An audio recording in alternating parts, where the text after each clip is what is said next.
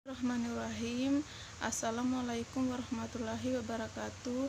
Perkenalkan, nama saya Monarti dengan stambuk M1B1180131 kelas Ilmu Lingkungan B. Hari ini saya akan mempresentasikan tugas pengelolaan lingkungan hidup dengan materi pengelolaan lingkungan hidup di abad 21. Adapun rumusan masalah pada materi ini yaitu bagaimana pengelolaan lingkungan hidup di abad 21. Sedangkan tujuannya yaitu untuk mengetahui pengelolaan lingkungan hidup di abad 21.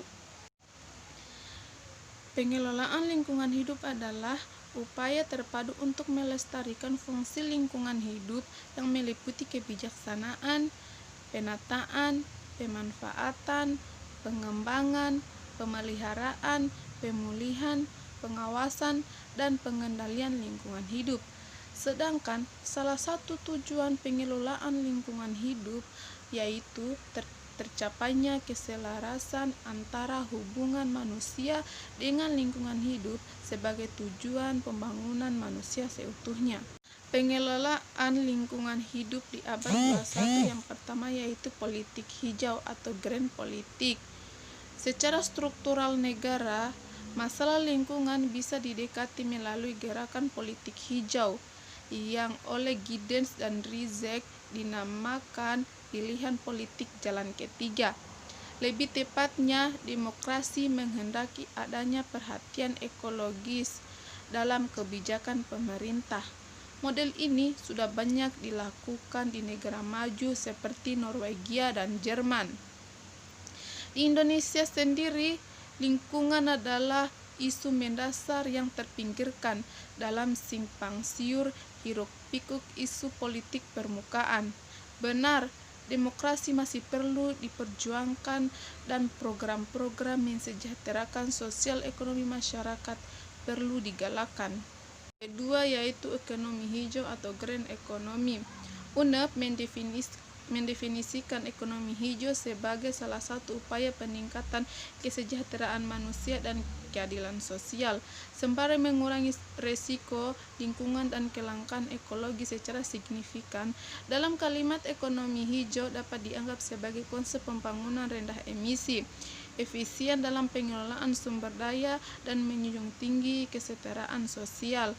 Dalam konsep ini, pertumbuhan lapangan pekerjaan dan pendapatan harus didorong oleh investasi publik dan swasta yang mengurangi emisi dan polusi, meningkatkan efisiensi pemanfaatan energi dan sumber daya, dan mencegah hilangnya keanekaragaman hayati dan jasa ekosistem. Ekonomi hijau menurut UNEP memiliki prinsip-prinsip sebagai berikut. Yang pertama, mengakui nilai dari dan investasi pada sumber daya alam. Yang kedua, mengurangi kemiskinan. Yang ketiga, meningkatkan lapangan pekerjaan dan kesejahteraan sosial. Yang keempat, mengalihkan penggunaan bahan bakar fosil ke energi terbarukan dan rendah emisi. Yang kelima, meningkatkan efisiensi penggunaan sumber daya dan energi.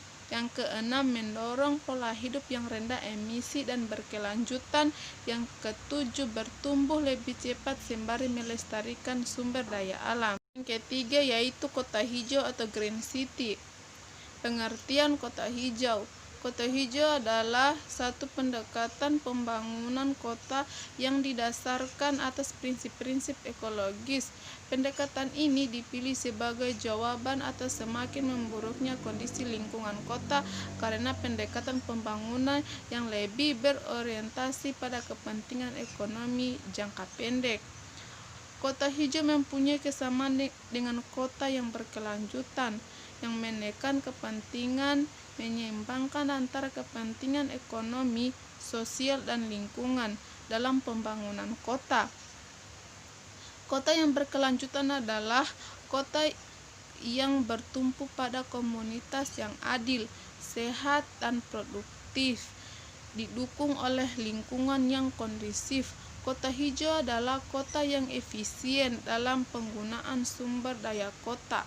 Ada tatapan praktisnya, konsep kota hijau tadi diterjemahkan dalam prinsip-prinsip kota hijau, yaitu 1. Mengintegrasikan komponen alam dan buatan. 2. Efisiensi dan optimalisasi pemanfaatan sumber daya kota. Yang ketiga, minimalisasi dan pendaur ulangan limbah. Yang keempat, mengurangi ketergantungan terhadap daerah hinterlandnya. Komponen atau dimensi kota hijau. Dalam penjabarannya, kota hijau dapat dirinci menjadi komponen-komponen yang membentuk lingkungan fisik kota. Terdapat paling tidak 8 komponen pembentuk kota hijau, yaitu yang pertama, tanah, tata guna tanah. 2. Transportasi. 3. Bangunan. 4. Ruang terbuka. 5. Jaringan prasarana dan limbah. 6. Sistem energi. 7. Hidrologi. 8. Udara dan sinar matahari. Selanjutnya yaitu indikator kota hijau. Indikator-indikator kota berkelanjutan adalah unit informasi yang secara bersama dapat menggambarkan keberadaan suatu kota berlanjut atau tidak. Indikator kota berkelanjutan memberikan umpan balik tentang kesejahteraan masyarakat kota secara menyeluruh, seperti kalau temperatur badan dan tekanan darah menginformasikan kesehatan seseorang. Kajian Junaidi pada tahun 2000 menyarankan bahwa aplikasi indikator dapat dilakukan dengan kemungkinan, yaitu yang pertama, indikator untuk membandingkan dengan kota lain atau perbandingan horizontal. Yang kedua, indikator untuk melihat perkembangan kota dari waktu ke waktu atau perbandingan longitudinal. Yang ketiga, pembandingan yang bernilai relatif. Pengelolaan lingkungan hidup di abad 21. Yang keempat yaitu bangunan hijau atau green building. Green building adalah bangunan di mana sejak dimulai dalam tahap perencanaan, pembangunan, pengoperasian hingga dalam operasional pemeliharaannya memperhatikan aspek-aspek dalam melindungi, menghemat, mengurangi penggunaan sumber daya alam, menjaga mutu dari kualitas udara dalam rangkaian, dan memperhatikan kesehatan penghuninya. Tujuan bangunan hijau. Tujuan umum bangunan hijau yaitu untuk mengurangi dampak keseluruhan lingkungan binaan terhadap kesehatan manusia dan lingkungan dengan cara yang pertama, efisien penggunaan energi, air, dan sumber daya lainnya dirancang dengan biaya sedikit untuk mengoperasikan dan memiliki kinerja energi yang sangat baik. Yang kedua yaitu melindungi kesehatan penghuni dan meningkatkan produktivitas karyawan. Yang ketiga yaitu mengurangi sampah, degradasi lingkungan, dan polusi. Yang keempat yaitu bangunan alami yang biasanya pada skala yang lebih kecil dan cenderung untuk fokus pada pembangunan bahan-bahan alami yang tersedia secara lokal. Yang kelima yaitu bangunan hijau tidak secara khusus menangani masalah perkuatan rumah yang ada. Yang keenam yaitu mengurangi dampak lingkungan. Ada beberapa utama dalam green building, yaitu yang pertama mineral, 2 energi, 3 air, 4 kesehatan, dan 5 prinsip bangunan hijau. Pengelolaan lingkungan hidup di abad 21. Yang kelima yaitu industri hijau atau green industry. Industri hijau adalah bidang ilmu yang difokuskan pada 2 tujuan, yaitu peningkatan ekonomi dan peningkatan kualitas lingkungan. Pada konsep industri hijau, sistem industri dipandang bukan sebagai suatu sistem yang terisolasi dari sistem lingkungan di sekelilingnya, melainkan merupakan suatu kesatuan. Di dalam sistem ini dioptimalkan siklus material mulai dari bahan mentah hingga menjadi bahan jadi, komponen produksi, dan pembangunan akhir. Faktor-faktor yang dioptimalkan adalah termasuk sumber daya, energi, dan modal. Tujuan utamanya adalah untuk mengorganisasi sistem industri sehingga dihasilkan suatu jenis operasi yang ramah lingkungan dan berkesinambungan. Elemen utama yang digunakan sebagai strategi untuk mengimplementasikan konsep industri hijau, yaitu optimalisasi sumber daya yang ada, siklus material yang tertutup untuk meminimalisasi limbah, proses dematerialisasi untuk menghapus ketergantungan energi yang terbarukan, pengelolaan lingkungan hidup di abad 21, yaitu yang keenam yaitu teknologi hijau atau green teknologi. Green teknologi adalah suatu teknik untuk menghasilkan energi atau produk yang tidak mencemari lingkungan hidup. Green teknologi masih dikembangkan sampai saat ini, mengingat kerusakan lingkungan yang diakibatkan oleh teknologi. Green teknologi merupakan salah satu upaya menjaga kelestarian atau keberlanjutan di planet bumi ini. Kelestarian atau keberlanjutan yang dapat diartikan sebagai perihal pemenuhan kebutuhan masyarakat secara terus-menerus di masa mendatang tanpa merusak sumber daya alam, atau pemenuhan kebutuhan ini dapat mengurangi kemampuan generasi mendatang yang memenuhi kebutuhan mereka sendiri. Beberapa teknik untuk penerapan sustainabilitas: yang pertama yaitu produk daur ulang, yang kedua yaitu inovasi teknologi baru, yang ketiga yaitu energi terbarukan, yang keempat bangunan yang ramah lingkungan, yang kelima kimia hijau atau green chemistry, yang keenam teknologi nano hijau, pengelolaan lingkungan di abad 21, yang ketujuh yaitu organisasi hijau atau green organization. Berikut ini beberapa daftar organisasi lingkungan yang terkenal yang diklasifikasikan berdasarkan tipenya, yaitu organisasi tingkat global, regional, organisasi pemerintah, dan organisasi non-pemerintah. Organisasi pemerintah di Indonesia seperti Kementerian Lingkungan Hidup, Direktorat Jenderal Perlindungan Hutan dan Konservasi Alam. Sedangkan organisasi non-pemerintah Indonesia seperti Borneo Orangutan Survival Foundation, yang kedua Cekanet INA, yang ketiga Koalisi Pemuda Hijau Indonesia, yang keempat Profauna Indonesia, yang kelima Wahana Lingkungan Hidup Indonesia.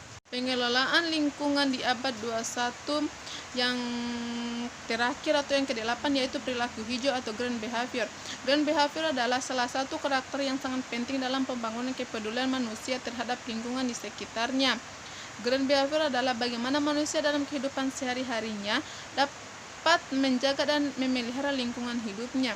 3 prinsip pengembangan green behavior adalah dengan menghormati bumi, menghargai kehidupan, serta penggunaan produk, konsumsi, dan perilaku daur ulang. Dengan menghormati bumi, individu dapat melakukan dengan cara menjaga kelestarian segala sesuatu yang ada di bumi dan memanfaatkannya dalam perilaku menghargai hidup.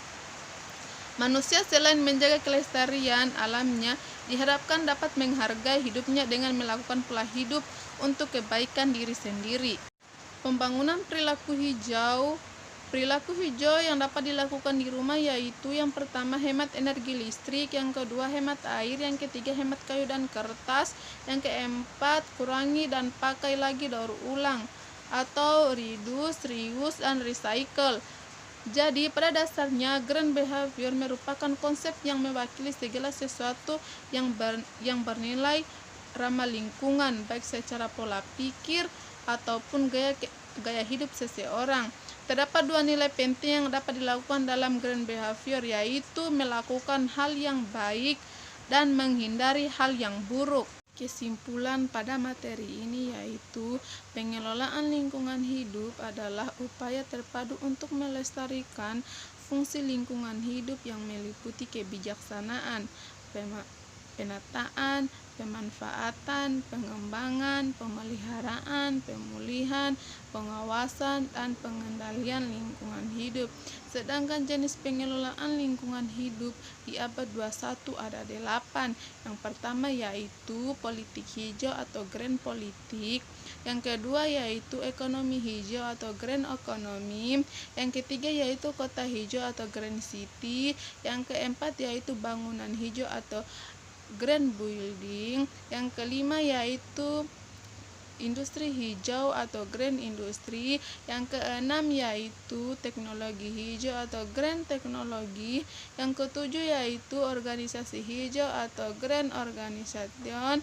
Yang kedelapan yaitu perilaku hijau atau green behavior. Baik, itu saja yang bisa saya sampaikan dari materi pengelolaan lingkungan hidup di abad 21. Lebih dan kurangnya mohon dimaafkan.